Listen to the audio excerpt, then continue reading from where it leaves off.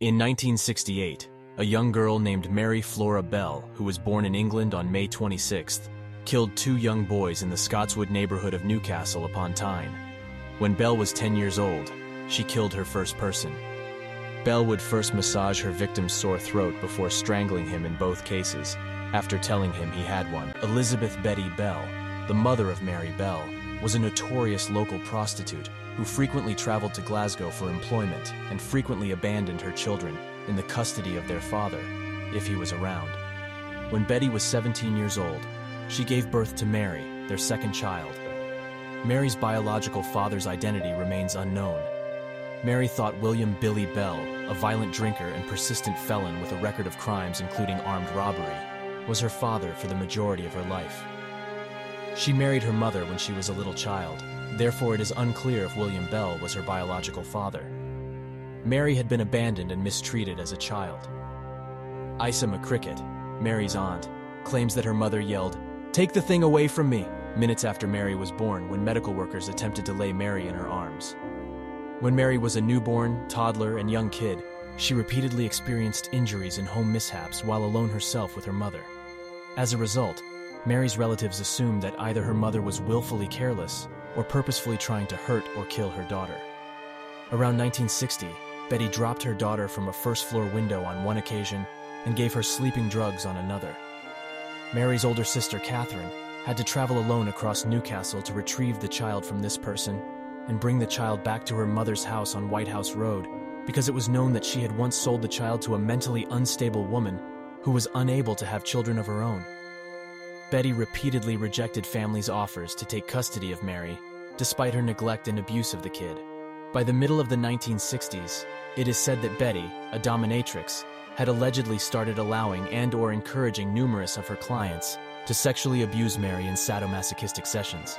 Mary had a variety of indicators of disordered and erratic behavior at home and at school, such as sharp mood swings and persistent bedwetting. She is reported to have routinely engaged in physical altercations with other kids, both boys and girls, and to have made repeated attempts to choke or suffocate her classmates or playmates.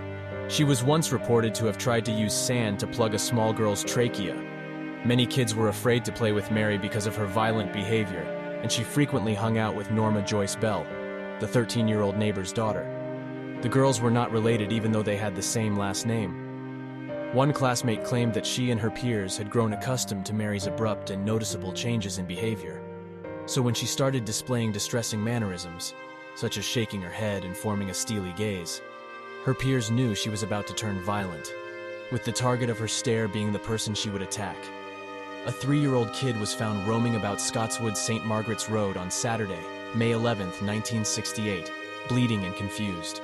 The youngster later told police that he had been playing with Mary and Norma Bell on top of a decommissioned air raid bunker when he was pushed 7 feet to the ground and suffered a major head laceration. Which of the girls had actually shoved him was unclear to him. The same night, the parents of 3 little girls called the police to report that Mary and Norma had both tried to choke their kids while they were playing in a sandbox. Both girls were interrogated about these events later that night. Both girls said they had merely found the youngster after he had fallen, bleeding profusely from a head wound, and denied any involvement in the air raid shelter event. Mary denied knowing anything about the attempted suffocation of the 3 little girls when pressed further about the matter. Norma acknowledged Mary had attempted to throttle each of the girls, but said, "Mary went to one of the girls and said, 'What happens if you choke someone? Do they die?' Then Mary put both hands around the girl's throat and squeezed. The girl started to go purple. I told Mary to stop, but she wouldn't. Then she put her hands around Pauline's throat, and she started going purple as well." Another girl, Susan Cornish, came up, and Mary did the same thing to her. Police notified the local authority of the incidents and of Mary's violent nature, but due to their age, both girls were simply given a warning. No further action was taken. On the 25th of May, 1968, the day before her 11th birthday, Bell strangled 4-year-old Martin Brown in an upstairs bedroom of a derelict house located at 85 St. Margaret's Road. Fourth, she is believed to have committed this crime alone.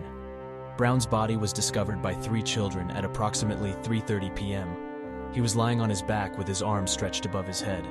Aside from specks of blood and foam around his mouth, no signs of violence were visible upon his body.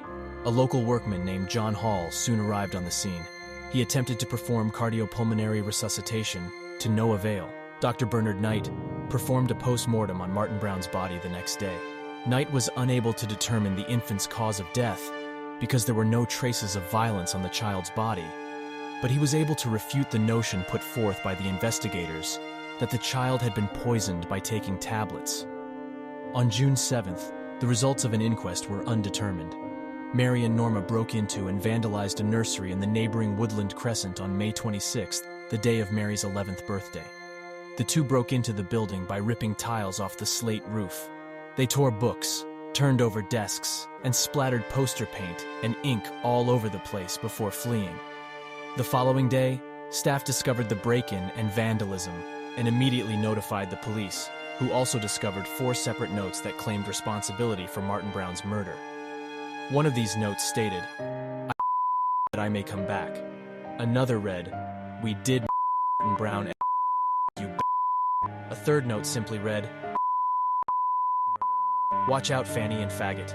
The final note was the most complex, reading, "You are mice, why becurse, we go brown, you beat, look out there are about by Fanny and old faggot you screws." The police dismissed this incident as a tasteless and childish prank. 2 days later, on the 29th of May, shortly before the funeral of Martin Brown, in a game of chicken, both girls called upon the house of his mother, June, asking to see her son. When June Brown replied that they couldn't see her son because he was deceased, Mary replied, "Oh, I know he's dead. I want to see him in his coffin." The first policeman to arrive at the scene observed that a deliberate but feeble attempt had been made to conceal the body, which was covered in clumps of grass and weeds. Cyanosis was evident upon the child's lips, and several bruises and scratches were evident upon his neck.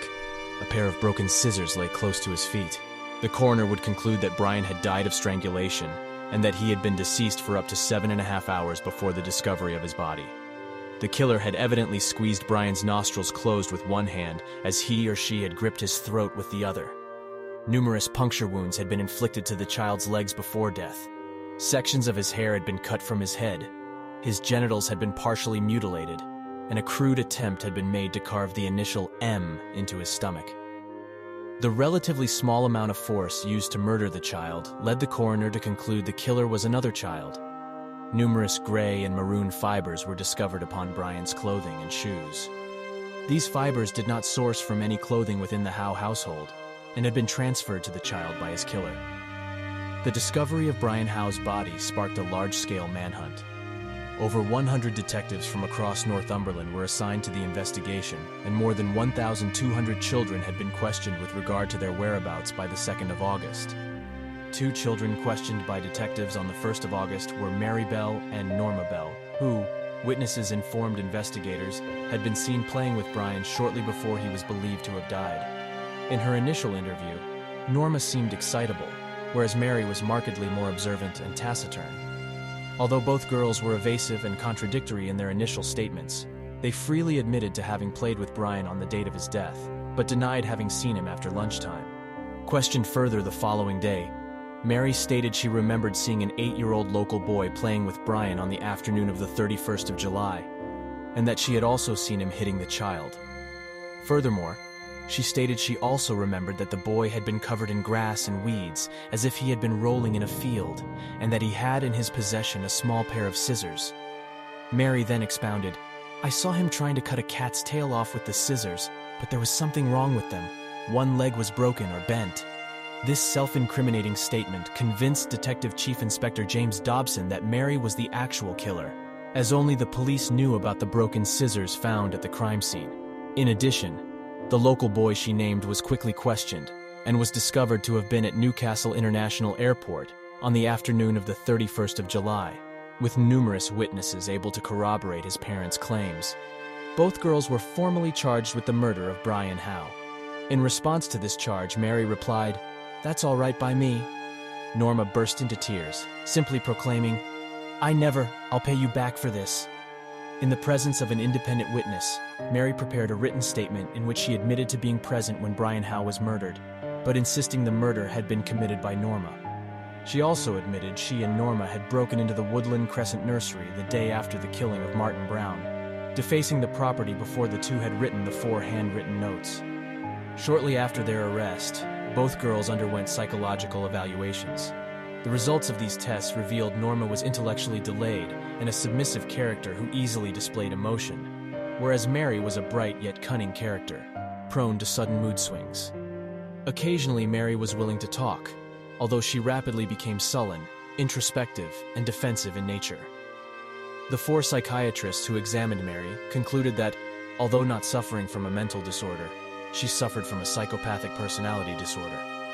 In his official report compiled for the Director of Public Prosecutions, Dr. David Westbury concluded, Mary's social techniques are primitive and take the form of automatic denial, ingratiation, manipulation, complaining, bullying, flight, or violence. The trial lasted 9 days. On the 17th of December, the jury retired to consider their verdict and would deliberate for 3 hours and 25 minutes before reaching their verdicts. Mary Bell was cleared of murder, but convicted of the manslaughter of both boys on the grounds of diminished responsibility. Norma Bell was acquitted of all charges. Upon hearing the jury's verdicts, Norma clapped her hands in excitement, whereas Mary burst into tears as her mother and grandmother also wept. Passing sentence, Judge Cusack described Bell as a dangerous individual, adding she posed a very grave risk to other children, and that steps must be taken to protect the public from her.